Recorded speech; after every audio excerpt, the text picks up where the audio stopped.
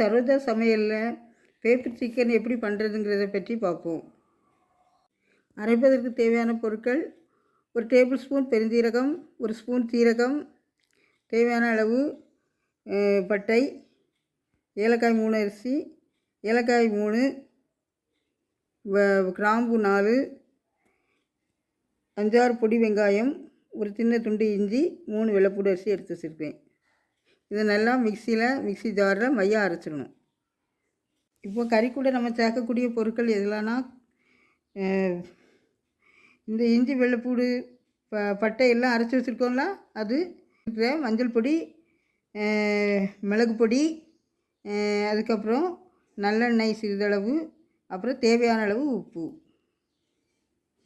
கோழிக்கறி மேலே மிளகு பொடி, மஞ்சள் பொடி, அப்புறம் நம்ம அரைச்சி வச்சுருந்தோம்லாம் இஞ்சி வெள்ளைப்பூடு சீரகம் எல்லாம் அரைச்சி வச்சுருந்தோம்லாம் அது, அப்புறம் தேவையான அளவு உப்பு, சிறிதளவு நல்லெண்ணெய் எல்லாம் விட்டு நல்லா விரவி வச்சுருக்கேன். இது ஒரு 15 நிமிஷம் நல்லா ஊறணும்.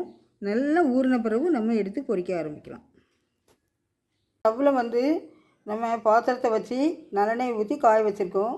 நல்லெண்ணெய் நல்லா காஞ்ச உடனே நம்ம சிக்கனை பொரித்து எடுத்துடலாம். நல்லெண்ணெய் நல்லா காஞ்ச உடனே நம்ம சிக்கனை போட்டாச்சு.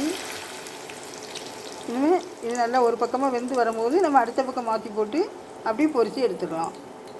நல்லா மாற்றி போட்டாச்சு. மாற்றி போட்டு நல்லா வேகுது. இன்னும் நல்லா வெந்த பிறகு நம்ம இறக்கிடலாம்.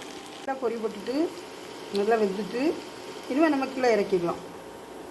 சமையலில் சுவையான பெப்பர் சிக்கன் ரெடி ஆகிட்டு. இதை உங்கள் வீட்டில் ட்ரை பண்ணி பாருங்கள்.